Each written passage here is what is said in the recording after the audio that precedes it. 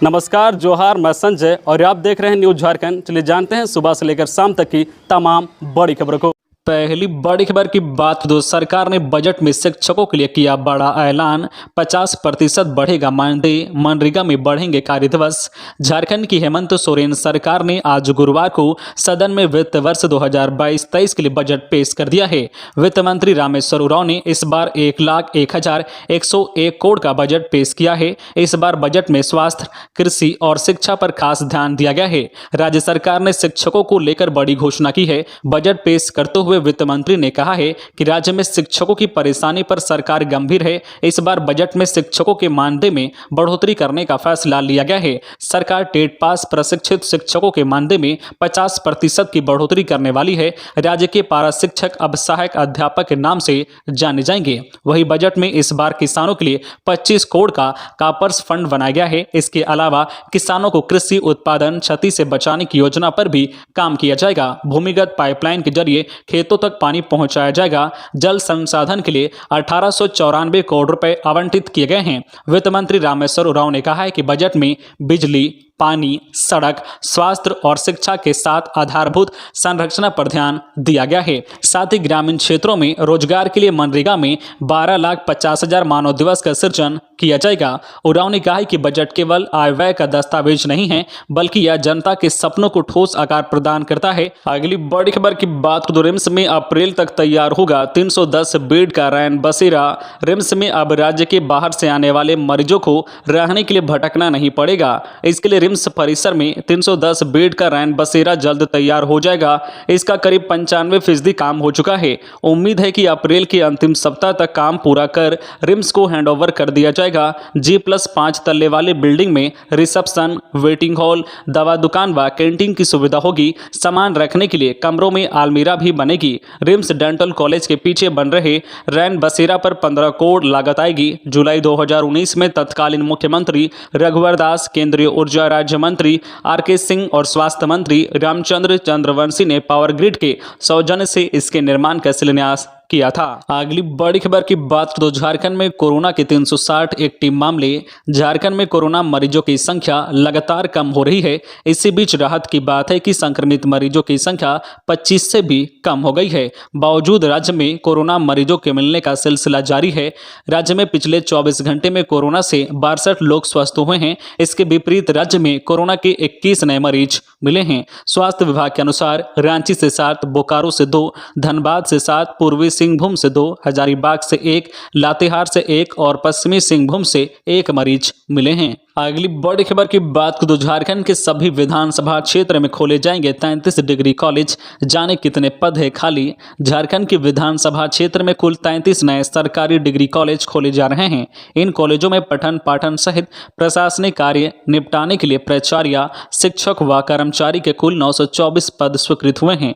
हर college में शिक्षक व कर्मचारी के 28 पद स्वीकृत किए गए हैं। उच्च व तकनीकी शिक्षा विभाग के प्रस्ताव को पद वर्ग समिति ने स्वीकृति दे दी है। अब अंतिम स्वीकृति के लिए इसे राज्य कैबिनेट में रखा जाएगा। वर्तमान में राज्य के 65 अंगीभूत कॉलेज हैं। 33 और नए कॉलेज खुलने से कुल संख्या 98 हो जाएगी। कॉलेजों की संख्या बढ़ने से राज्य के विद्यार्थियों को दूसरे जिले में या फिर राज्य से बाहर जाकर पढ़ने में कमी आएगी।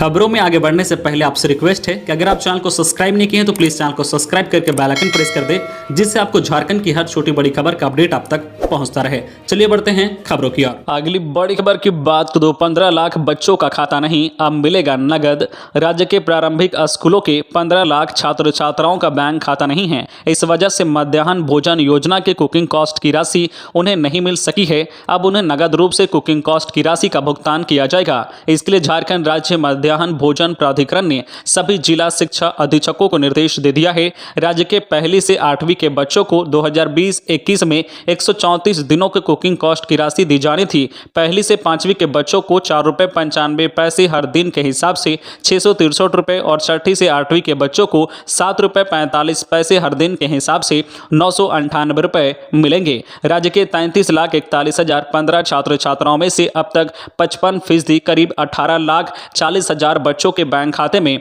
राशि जो है डीपीटी के जरिए दी जा चुकी है। एमडीएम प्राधिकरण के निदेशक किरण कुमार पासी ने जिलों को निर्देश दिया है कि जिन बच्चों का बैंक खाता नहीं है उन्हें विद्यालय प्रबंधन समिति और सरस्वती संचालन समिति के माध्यम से नगद राशि उपलब्ध कराई जाएगी।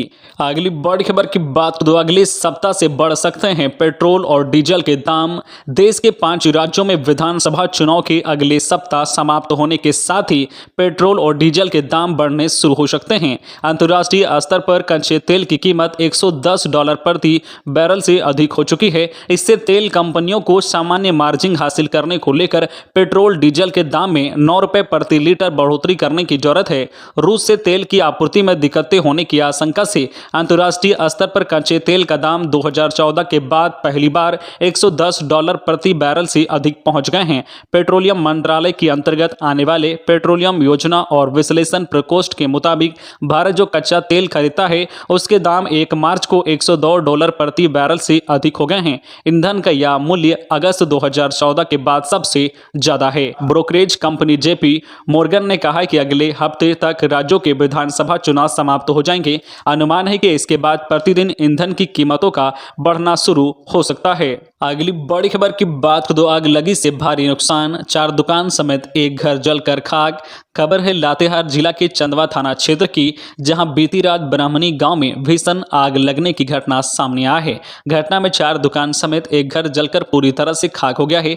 कड़ी मशक्कत के बाद दमकल की गाड़ी द्वारा आग पर काबू पाया गया है। बुधवार की रात जिले के चंदवा थाना क्षेत्र के ब्राह्मणी गांव में भीषण आगजनी हुआ है। इस घटना में 4 दुकान के साथ एक घर चपेट में आ गया है। आग की लपटें इतनी भयावह थी कि सभी दुकानें व एक घर जलकर पूरी तरह से खाक हो गया है। इधर सूचना मिलने के बाद दमकल वाहन घटनास्थल पर पहुंची और कड़ी मशक्कत के बाद आग पर काबू पाने में सफल रहे। हालांकि इसी बीच 4 दुकान जिसमें मोबाइल और इलेक्ट्रॉनिक दुकान के साथ एक सैलून और एक घर जलकर पूरी तरह से खाक हो गया है। इधर सूचना मिलने के बाद चंदवा पुलिस घटनास्थल पर पहुंचकर जांच पड़ताल शुरू कर दी है। फिलहाल आगलगी को लेकर कोई ठोस जानकारी निकलकर सामने नहीं आई है।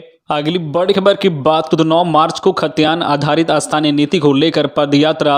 उलगुलान पदयात्रा आयोजन समिति खतियान आधारित स्थानीय नीति की मांग को लेकर 9 मार्च को पदयात्रा करेगी। पदयात्रा के माध्यम से खतियान आधारित स्थानीय नीति झारखंड में 9 भाषा को लागू करने, सभी अनुसूचित जनजाति को संविधान के 8वीं अनुसूची में शामिल करने सहित अन्य मांगे की जाएगी। समिति ने गुरुवार को प्रेस वार्ता कर यह जानकारी दी है। अगली बड़ी खबर की बात करें तो रामगढ़ में अपराधियों ने की ताबड़तोड़ फायरिंग, खोखा बरामद, इलाके में दहशत। झारखंड के रामगढ़ में गिद्दी नया मोड़ मार्ग अवस्थित रेलीगढ़ा कांटा पर 3 से 4 बाइक पर सवार नाकापोश अपराधियों ने बुधवार की रात करीब 9 बजे 10 से 15 राउंड हवाई फायरिंग कर दहशत कायम कर दिया। कुछ देर के लिए भगदड़ का माहौल बन गया। हवा में फायरिंग करने के बाद सभी अपराधी हथियार लहराते हुए फरार हो गए। अपराधी जो है गोली हवाई फायरिंग करने के साथ कांटा घर के दीवार व कांटा रूम के दरवाजे पर भी गोली चलाई है। हालांकि इस घटना में किसी के कोई हताहत होने की सूचना नहीं है। घटना की जानकारी मिलने के बाद गिद्दी थाना प्रभारी सुधीर कुमार प्रसाद साहू व सशस्त्र बल के जवान के साथ घटनास्थल पर पहुंचकर कांटा के पास गोली के पड़े खोखा को बरामद कर अपराधियों की धरपकड़ के लिए कुज्जो मार्ग की ओर चले गए। अगली बड़ी खबर की बात को संस्थापक दिवस पर लोहनगरी ने किया जे.एन. टाटा को नमन। संस्थापक दिवस के अवसर पर गुरुवार को लोहनगरी ने जे.एन. टाटा को नमन किया। टाटा स्टील कंपनी गेट के सामने वेस्ट पोस्ट पोस्टल पार्क में आयोजित कार्यक्रम में स्वास्थ्य मंत्री बन्ना गुप्ता, टाटा समूह के chairman N Chandrasekaran, Tata steel के एमडी टी.वी. नरेंद्रन समेत टाटा समूह के पदाधिकारी, शहर के गण्यमान्य व्यक्तियों ने जय माता की प्रतिमा पर श्रद्धासुमन अर्पित किए। मंत्री बन्ना गुप्ता ने कहा कि जे.एन. टाटा ने विशाल और सुखमय जमशेदपुर की कल्पना की थी। उनका सपना आज साकार हो चुका है। यह शहर उनके प्रति हमेशा कृतज्ञ रहेगा। अगली बड़ी खबर की बात करें तो झारखंड में भूत ने बंद करवा दिया स्कूल। धनबाद में एक आवाज उठी और क्लास छोड़कर भागी छात्राएं वापस आने से किया इनकार। स्कूल ने बताया अफवाह या शरारत। झारखंड में स्कूल में भूत होने के डर से बच्चे स्कूल से भाग गए। मामला धनबाद के सदर थाना क्षेत्र के हीरापुर स्थित अभय सुंदरी गर्ल्स स्कूल का है। बताया जा रहा है कि रोज की तरह गुरुवार को भी स्कूल में क्लास चल रही थी। इसी दौरान एक जोरदार आवाज हुई। इसके बाद बच्चे भूत आया भूत आया बोलकर इधर उधर भागने लगे। घटना को लेकर स्कूल स्टाफ और स्थानीय लोग अलग अलग दावे कर रहे हैं। भूत की अफवाह के बाद स्कूल में पुलिस को बुलाया गया, छात्राओं को समझाया गया। घटना की जानकारी मिलने के बाद पुलिस की टीम मौके पर पहुंची, छात्राओं को समझाकर दोबारा कक्षा में भेजने की कोशिश की गई, लेकिन छात्राएं वापस लौटने के लिए राजी नहीं हुई। घटना के बाद बच्चों में फैले दहशत के कारण कई छात्राएं सदमे में आ गई। मौके पर स्कूल प्रबंधन ने आनन फानन में धनबाद पुलिस को सूचना दी। सदमे में आए बच्चों को Shaheed Nirmal Mahato medical college and hospital भेजा गया है। कुछ लोगों का कहना है कि परीक्षा को रोकने के लिए किसी साजिश के तहत ऐसी अफवाहें उड़ाई गई हैं। अगली बड़ी खबर की बात करें तो पिस्तौल के बल पर पंडरा में 70,000 रुपए की लूट। अंडा के थोक व्यापारी से मोल भाव करने आया था अपराधी। झारखंड की राजधानी रांची के पंडरा में बुधवार की रात बेखौफ अपराधियों ने अंडा के थोक विक्रेता राजेश शाह की दुकान से हथियार के बल पर 70,000 रुपए की लूट की है। घटना में 3 हथियारबंद शामिल था। लूटकांड को अंजाम देने के बाद तीनों अपराधी भाग निकला। जानकारी के अनुसार घटना के दौरान 4 कर्मचारी दुकान में मौजूद थे। लूटकांड में शामिल तीनों अपराधी चेहरे पर मास्क लगाए हुए थे। घटना की जानकारी मिलते ही पंडरा ओपी पुलिस मौके पर पहुंची, दुकानदार से पूछताछ कर अपराधियों का हुलिया प्राप्त किया है।